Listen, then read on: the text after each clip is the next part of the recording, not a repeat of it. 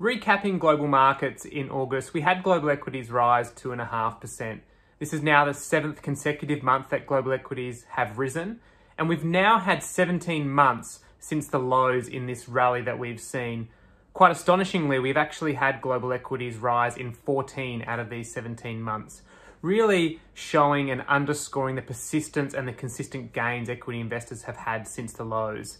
When we think about sectors, we had financials, which was the best performing sector, really being driven not only by some of the earnings results we saw for the second quarter, but also as we saw yields rise. So we saw yields actually increase in terms of the US 10-year Treasury, coming from lows below 1.2% and increasing to around 1.3% over the month. Materials was actually the only negative sector for the month, and that was really driven by some of the very large falls we saw in big commodities such as iron ore.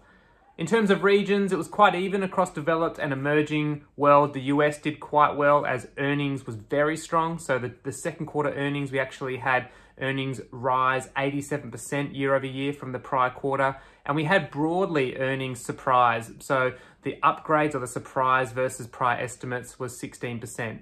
Across emerging markets, it was a little more fragmented. China continued to be weak with some of the slowdown we're seeing there and some of the regulation concern from investors.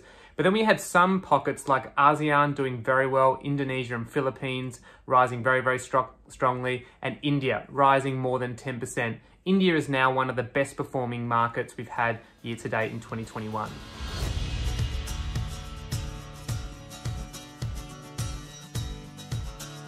There are really three key themes that investors continue to ponder for markets from here.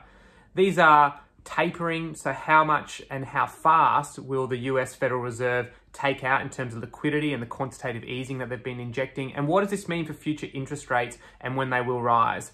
The second one being the virus, very mixed data around how Delta continues to see cases spike, new introductions of restrictions and lockdowns, but also evidence that the vaccine efficacy may wane over time, requiring booster shots. What does this all mean for a global reopening is very unknown to the world and investors alike. And the final one is China, an engineered slowdown, new economic data coming out during the month showing that the economy is really slowing. Overall credit, so total social financing, which measures this, was the lowest we've seen in terms of the growth of that credit since February 2020.